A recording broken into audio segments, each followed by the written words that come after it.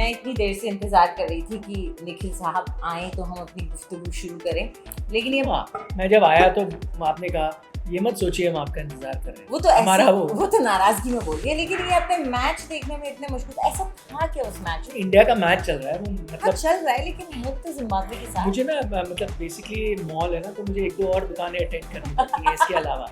वहाँ भी लोग आते हैं ना देखने हमें। पर ऐसा हमारा क्या जो खास प्लेटफॉर्म था, हमें कुछ तो बताओ कि हमारे दर्शकों को भी पता चले। खास ये है कि एक तो इंडिया खेल रहा है, सबसे बड़ी वो। दूसरी बात ये है कि 2 खिलाड़ी जो इंडिया के रेगुलर 11 में हमेशा रहते हैं, एक है केएल राहुल नाम तो सुना ही होगा आपने, और एक का नाम है दीपक चहर। तो वो दोनों काफ़ी समय बाद चोटग्रस्त थे, तो वापसी कर रहे थे। तो एज एन इंडियन फैन आप देखना चाहते थे ना भाई, चोट से जब कोई शख्स आता है कि वो रिदम में है या नहीं, उसको समय लग रहा है, बेहतर हुआ कि नहीं, या पहले जैसा खेल रहा है नहीं। तो दीपक चहर तो रिदम में नजर आए। केएल राहुल को लेकर मैं ये नहीं कह रहा रिदम में नहीं थे, लेकिन केएल राहुल को लेकर ये बहुत बड़ी चर्चा इस वक्त चल रही है कि भाई आप जब आए हैं चोट के बाद, तो आपको देखना चाहते हैं ना लोग ज्यादा से ज्यादा बैटिंग करते हुए। और कंट्रोवर्सी भी तो कितनी हुई थी, इतना विवाद हुआ था, तो फिर हाँ। सबकी नजरें हैं, यहाँ तक कि मतलब मेरे जैसे की भी नजरें हैं। हाँ, तो आप क्या देखेंगे? आप खेल रहे हैं बेचारे जिम्बाब्वे के साथ, मैं यूज कर रहा हूँ वर्ड बेचारे बिकॉज कमजोर टीम है, तो आप सीरीज तो जीत ही जाओगे, वो तो यहाँ है ही नहीं।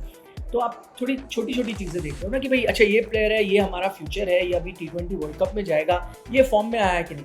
अब हम वो कैसे देखेंगे? अगर वो आएंगे शुरुआत में बैटिंग करने, एक छोटा सा टारगेट है, आप ओपन करने आओगे तभी आप बैटिंग कर पाओगे ना।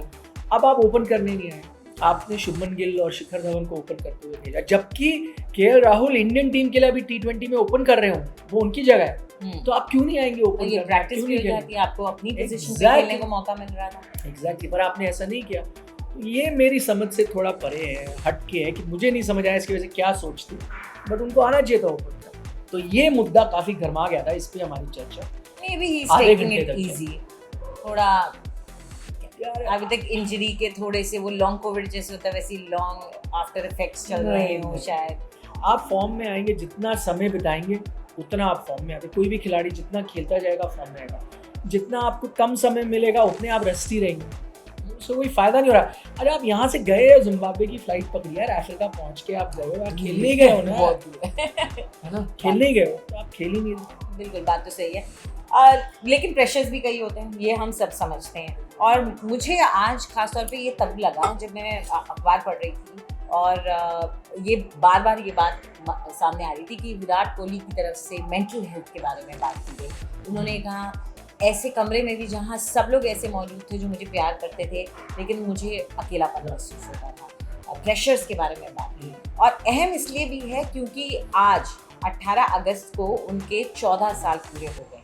19 साल की उम्र में आए थे वो। अंतर्राष्ट्रीय क्रिकेट में अंडर 19 विनिंग कैप्टन थे, तो वो लाइमलाइट में तब भी आ गए थे। लेकिन आज मैं उनका देखता हूँ ना, 14 साल पहले डेब्यू, तो कभी किसी ने सोचा नहीं था वो इतनी बुलंदियों पर जाएंगे। हाँ, आई थिंक विराट कोहली से भी आप पूछेंगे, चाहे वो शायद पता नहीं, वो उनको तो अपने में यकीन होगा। मैं एग्जाम्पल देता हूँ भाई, सचिन तेंदुलकर ने जब डेब्यू किया था 16 साल की उम्र, नहीं सबको पता था कि ये कुछ स्पेशल आ रहा है। खेलने से पहले लोगों को पता था ये कोई अलग चीज आई है, ये कुछ भाई इज डेस्टिन्ड फॉर ग्रेटनेस, ये आपको पता था। विराट कोहली का डेब्यू लाइक इससे पहले कई खिलाड़ी हुए हों, उनकी तरह ही डेब्यू हुआ था। अंडरस्टेटेड कि ठीक है एक और युवा खिलाड़ी आया है, जैसे बहुत आते हैं ना, सुरेश रैना आए, कई ऐसे खिलाड़ी हैं, वैसे ही एक खिलाड़ी आए हैं जिनका डेब्यू हो रहा है। किसी ने नहीं सोचा था कि he will go down in history as one of the greatest players for India, और बिल्कुल उम्मीद के मुताबिक शुरुआत के साल वैसे ही रहे।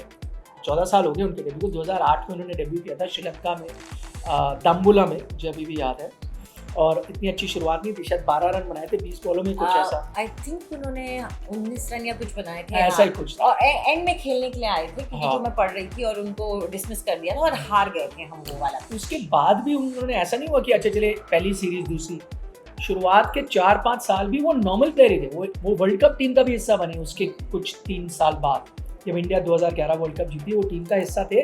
उसमें भी अगर आप देखें, बांग्लादेश के खिलाफ उनका शतक आया शुरुआत में, कोई ऐसा टूर्नामेंट में भी उन्होंने इतना कमाल नहीं किया भाई, जैसे Yuvraj Singh man of the tournament बने उस दौरान, धोनी ने फाइनल में वो खेला, गंभीर ने फाइनल में वो नॉक किया। विराट का वो एक बांग्लादेश के खिलाफ कोई ऐसा आउटस्टैंडिंग परफॉर्मेंस है, तो he was one of the many players. ये एक युवा खिलाड़ी आया है, कोई स्टैंड आउट एक्सेप्शनल किसी ने नहीं माना था उनको, और ये शुरुआत के 4-5 साल ऐसा रहा।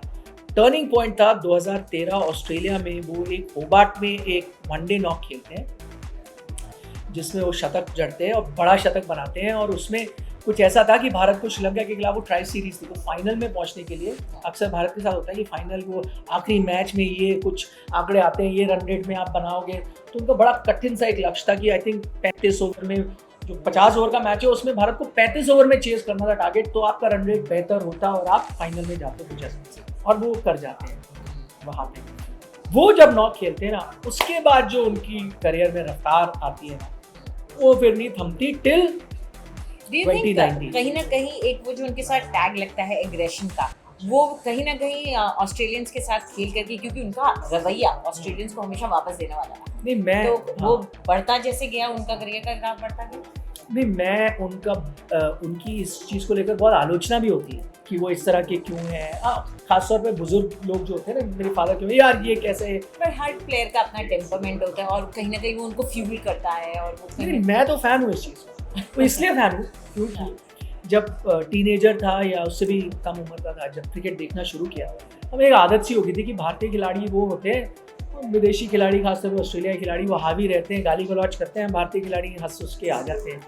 ये पहला आया, हाँ ये पहला आया जिसने ना सिर्फ उनकी भाषा में उनको जवाब दिया, वर्बली भी नहीं, बल्ले के साथ में। तो अगर आपको याद होगा, उनका एक और टूर था जो वो जाते हैं 2014 वाला टूर, जिसमें वो शतक बना के ऑस्ट्रेलिया में दिखाते हैं कि वो एडलेड में मनाते हैं कि हाँ मैं हूँ इन द बिग लीग। 18 वाला टूर जो इंडिया जीतती है, उसकी इतना हाइप था, इतना बिल्डअप था उस टूर के लिए, तो विराट और उनको स्लेजिंग हो रही है क्राउड, मिचेल जॉनसन उनके फास्ट बॉलर, उनके पहली बॉल फेस कर रहे हैं ऑस्ट्रेलिया, टूर इतना बिल्डअप हुआ, पहली बॉल हेलमेट पे मारते हैं उनके विराट कोहली के, स्कैरी टैक्टिक्स, बेसिकली डराने की कोशिश। विराट कोहली घबराते नहीं, उनको वापस गालियां सुनाते हैं, और उसके बाद जो बैटिंग करते हैं, मतलब कोई भी बल्लेबाज हो उतनी तेज रफ्तार के सामने हेलमेट पे गेंद लगी थोड़ा सा सहम सा जाता है, वो नहीं सहम, तो यार ही वॉक द टॉप, सिर्फ बातें ही नहीं करी। इस सब के बीच में क्योंकि उनका करियर अच्छा रहा, उनकी पर्सनल लाइफ पे भी बहुत ज़्यादा माइक्रोस्कोप रहा, बट उसका कहीं ना कहीं फ़ायदा और नुकसान, नफ़ा नुकसान दोनों होता है। उसकी वजह से एक सेलिब्रिटी वैल्यू और बढ़ जाती है, आपकी एक वैल्यू जो एंडोर्समेंट की होती है वो बढ़ जाती है, पार कपल बन गई, ये सब चीज़ें एक तरफ। लेकिन जब इस तरह के शख्स की तरफ से जो इतने पावरफुल पोजीशन में रहा हो, वो और आज भी है, वो ऐसी बात बोलता है, तो क्या आपको क्या लगता है, इससे क्या पता चलता है एक स्पोर्ट्समैन के मेंटल सेट? जो उनका ये बयान आया, ये अभी फिलहाल कोई ऐसी चीज़ नहीं हुई, ये कुछ साल पहले की बात, क्योंकि कई जगह मैंने देखा रिपोर्ट्स ऐसी लिखी गई कि देखिए फिलहाल क्योंकि वो अच्छे फॉर्म से नहीं गुजर रहे, तो उनको उनके करीबियों ने भी छोड़ दिया है कि वो एक कमरे में होते हैं और उनको ऐसा महसूस होता है, ऐसा नहीं है। उन्होंने कहा a room full of people who love me, yes. तो इसमें कोई शक नहीं है कि वो ये कह रहे कि मुझे सब प्यार कर रहे थे, लेकिन इस सब के बावजूद मैं अकेला हूँ। लेकिन ये कई साल पुरानी बात है, जब वो फॉर्म में थे, और आई थिंक उनकी ये सलाह थी, उनका ये सवाल जब पूछा गया, उनकी ये सलाह थी बाकी खिलाड़ियों के लिए जो अंतर्राष्ट्रीय क्रिकेट में आ रहे हैं, उनसे पूछा गया आप क्रिटिसिज्म होगी आपकी, दबाव जब होगा आप कैसे डील करेंगे, तो उनका थोड़ा सा जो जवाब था वो स्पिरिचुअल या स्पिरिचुअलिटी की तरफ था, कि उनका कहा आपको in touch with your inner self होना बहुत ज़रूरी है। अगर आप अंदर वाले अपने शख्स के साथ इन ट्यून हैं, तो आप किसी भी गैदरिंग में हो, चाहे वो आपको पसंद करते हैं नहीं है, जैसे उन्होंने कहा वो एक समय अकेला सा महसूस कर रहे थे जबकि सब लोग प्यार करते, वो क्योंकि अपने इनर सेल्फ से टच में आप वो होंगे तो ये परेशान करेंगे। और ये आई थिंक ये क्रिटिसिज्म, ये एक्सपेक्टेशंस, प्रेशर, परफॉर्मेंस प्रेशर, ये सब एक पार्ट एंड पार्सल हो जाता है इस पोस्ट का। आप अगर इंडिया जैसी टीम के और इतने सारे करोड़ लोग आपकी तरफ देखते हैं, ट्विटर, सोशल मीडिया, इन सब चीज़ों ने, जैसे आप देखिए प्रेशर कितना अच्छे से आने, अब आपको रोज आना होता है, रूबरू होना पड़ता है इतने दर्शकों के साथ, फिर भी आप बिना प्रेशर के आती हैं रोज और अपना शो करती हैं, तो वैसे ही आपने भी धीरे धीरे सीखा होगा। जब मैं तो इस उम्मीद में आती हूँ ना कि निखिल मेरे साथ बैठेंगे, फिर वही टी शर्ट पहन के आ जाएंगे। ये मैंने पहली बार पहनी है, क्या बात कर रही है, सेम कपिल देव की जो द लेजेंड है। दूसरे सफेद। ओ अच्छा, रंग अलग था। हाँ, मुझे क्या पता, मुझे तो कपिल देव दिखाई दिए गेंद के साथ, मुझे लगा वही टी शर्ट पहन के आगे निकली, मुझे लगा पसंद होगी उनको। मेरे हर पास कोई तो आपकी तरह इतनी ज्यादा साड़ियाँ भी स्टाइलिश नहीं हो सकता। इतनी साड़ीज नहीं है। इतना बड़ा कलेक्शन नहीं है मेरे पास। It's okay. Now I know what to give you on your birthday. चलिए। Not a sari. Not a sari, of course.